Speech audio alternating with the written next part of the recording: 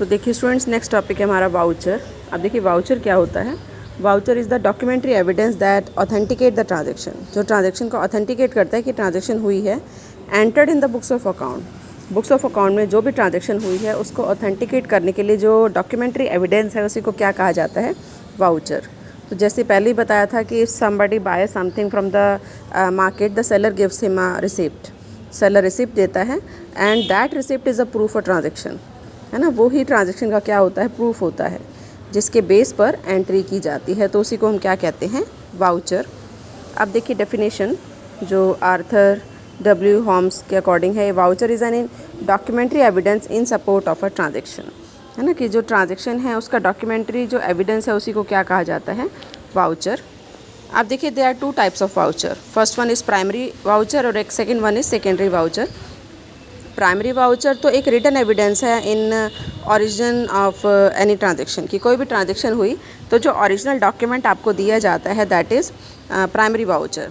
तो that invoice is written in the written evidence of a purchase, है ना, कि रिटन एविडेंस होता है परचेज का, and receipt is the evidence of having made a payment, कि आपने पेमेंट की है, उसका एक रिटन एविडेंस होता है। अब देखिए सेकेंडरी ऑडियंस सब्सिडरी वाउचर। अब देखिए सब्सिडरी वाउचर क्या होता है कि जब प्राइमरी वाउचर अवेलेबल नहीं होता किसी भी वजह से, तो उनकी जो कॉपीज़ हैं, है ना, उस डॉक्यूमेंट की जो कॉपी है उसके सपोर्ट में जो प्रेजेंट की जाती है उसको हम क्या कहते हैं, सब्सिडरी एविडेंस। अब देखिए सपोज़ आपने कुछ परचेज़ किया मार्केट से जिसका बिल आपको नहीं मिला, तो उसको कोई ना कोई तो ऑथेंटिकेट करेगा ना, जिसने उसकी परमिशन दी या जिसने उसको परचेज़ किया, ऑथोराइज पर्सन जो भी होगा वो भी इसके बदले में कुछ एविडेंस क्रिएट कर सकते हैं। तो इस तरह का जो एविडेंस है वो क्या कहलाता है, सब्सिडरी वाउचर। जैसे सपोज़ आपने कुछ ऐसा परचेज़ किया, वेजिटेबल परचेज़ किया आपने होकर से, जो सब्जी वाला होता है, रेडी वाला होता है, उससे आपने वेजिटेबल परचेज़ की, या कुछ ऐसा परचेज़ किया जिसका बिल अवेलेबल नहीं था, तो देखिए सब्सिडरी वाउचर क्या हो सकते हैं, परचेज़ ऑर्डर, कि जो आपने परचेज़ ऑर्डर तैयार किया, bill of lading, packing notes, है ना, इस तरह के एग्जांपल्स हो सकते हैं जो प्राइमरी वाउचर का आउटकम है, कि जब गुड्स कंपनी के अंदर आए तो आपने इस तरीके से परचेज़ ऑर्डर तो पहले तैयार किया होगा, bill of lading, packing notes, है ना, और इसी तरीके से अदर डॉक्यूमेंट्स भी आपने तैयार किए होंगे।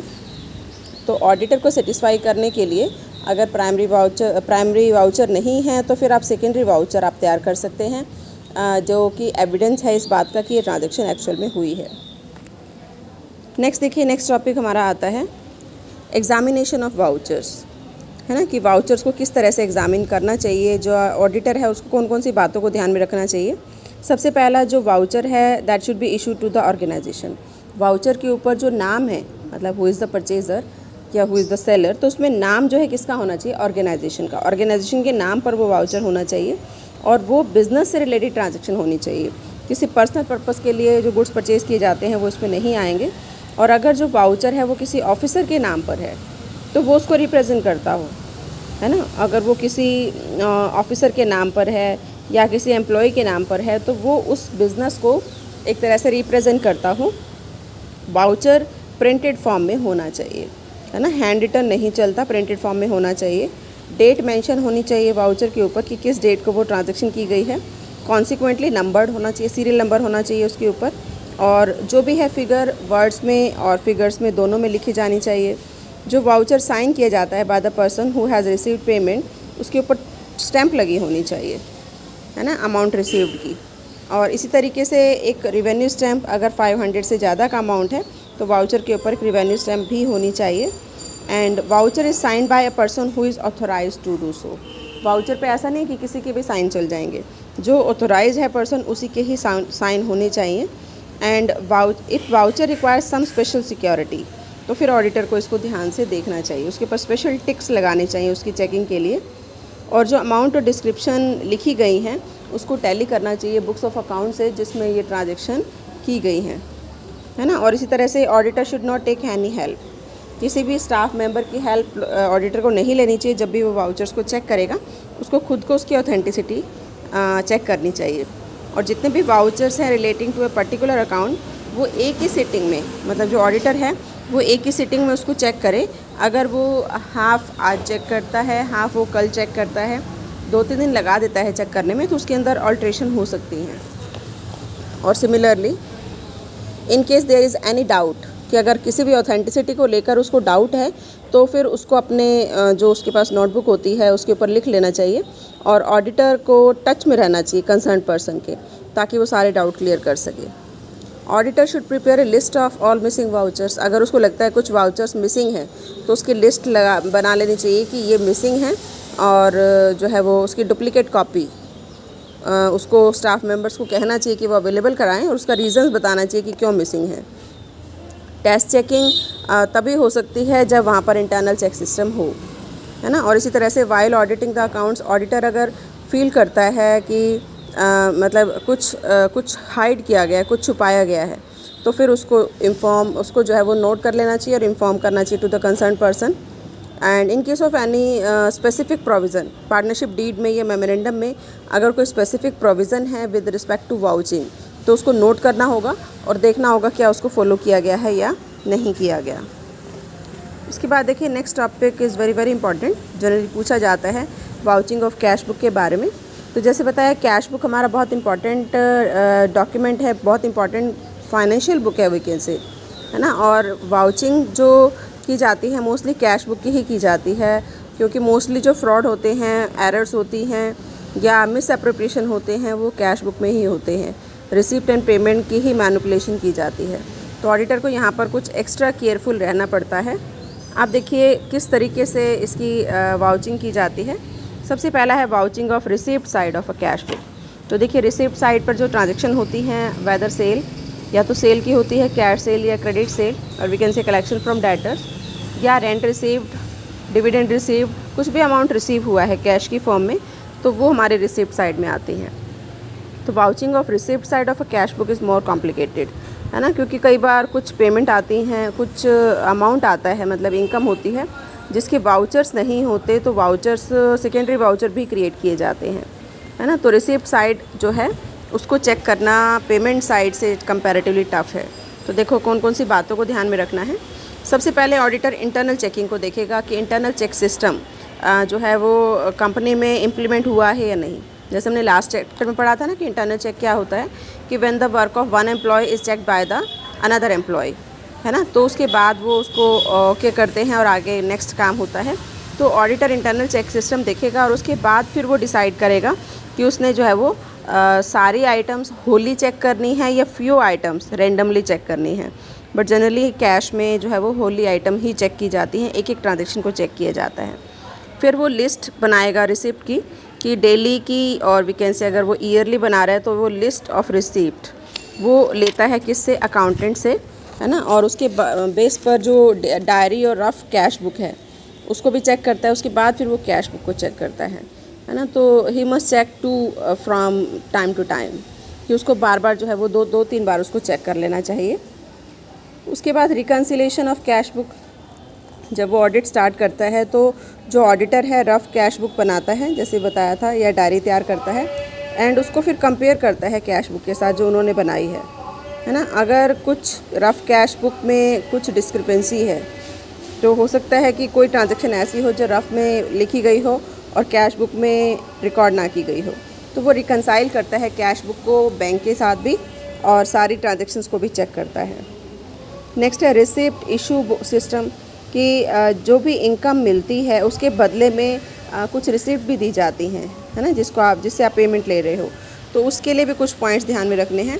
जैसे all receipts are on printed form, जितने भी रिसिप्ट है प्रिंटेड फॉर्म में होना चाहिए, उसकी कार्बन कॉपी होनी चाहिए हर रिसिप्ट की, है ना। और इसी तरह से जितने भी रिसिप्ट हैं या रिसिप्ट बुक है उनको अलग से रखा जाना चाहिए और उसके ऊपर सीरियल नंबर होना चाहिए।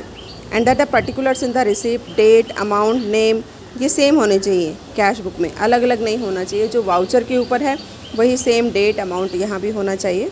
Blank receipt book must be in custody of authorise and responsible member of the staff, है ना, कि जो रिसिप्ट बुक है वो अगर ब्लैंक है तो वो किसी की कस्टडी में होनी चाहिए, वो ऐसे ही किसी के पास ना हो। और जो भी रिसिप्ट है वो ऑथोराइज पर्सन उसको साइन करे।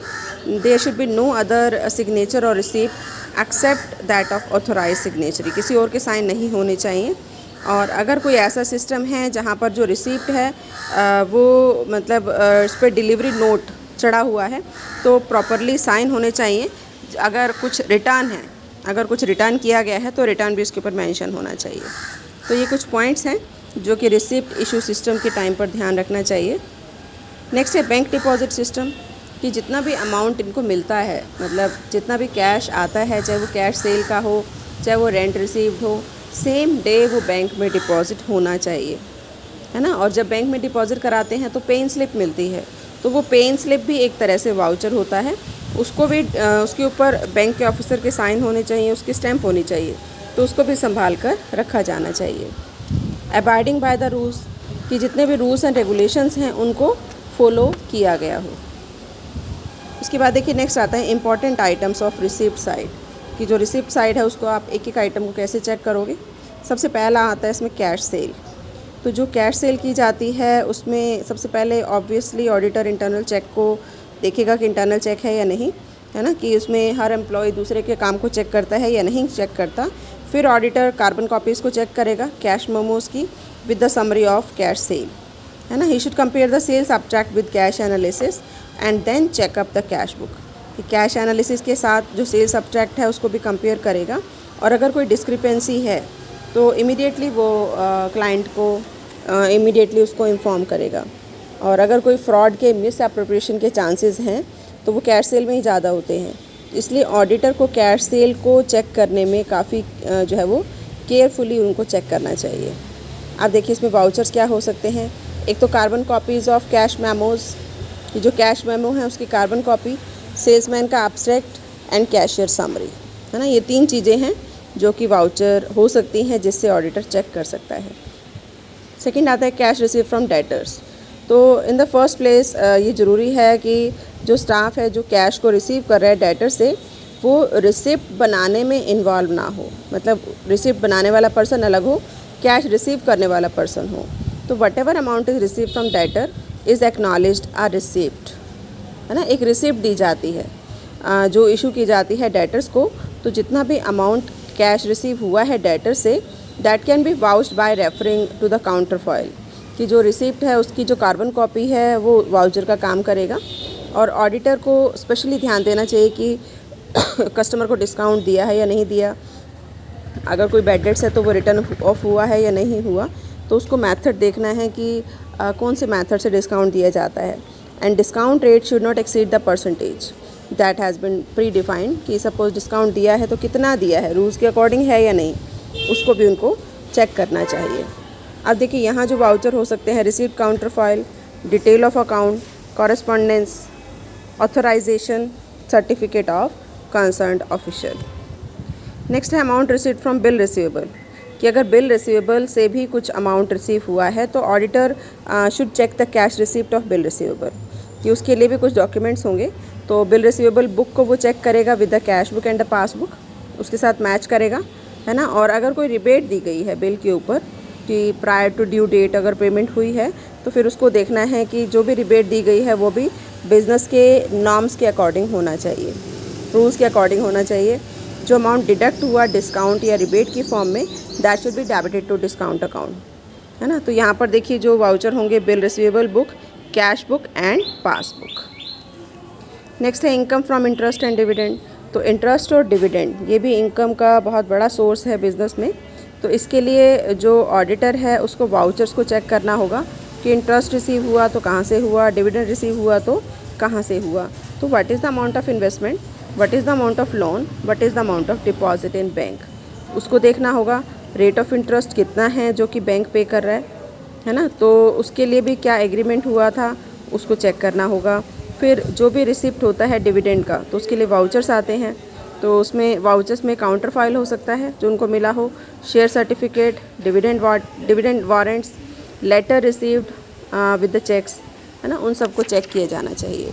तो यहाँ पर जो वाउचर्स होंगे वो हैं passbook, agreement, schedule, counter file, dividend warrant. इसी तरीके से रेंट रिसीव्ड, कि अगर आपने रेंट रिसीव किया है तो ऑब्वियसली उसकी भी एंट्री होगी, कोई रेंट रजिस्टर बना होगा, कोई रेंट रोल बना होगा, है ना। तो जो ऑडिटर है वो उसको चेक करेगा अगर कोई खर्चा भी हुआ है मेंटेनेंस से रिलेटेड तो वो डिडक्ट कर दिया जाता है। तो वो भी वो चेक करेगा कि डिडक्शन अगर रेंट रिसीव में हुई है तो वो किस वजह से हुई है, उसको शो किया या नहीं किया, और वो एक्चुअल में हुई या नहीं हुई। तो इसकी वाउचर्स होंगे lease deed and agreement, rent rolls, account receive from agent, और इसी तरीके से काउंटर फॉइल एंड कॉरेस्पॉन्डेंस।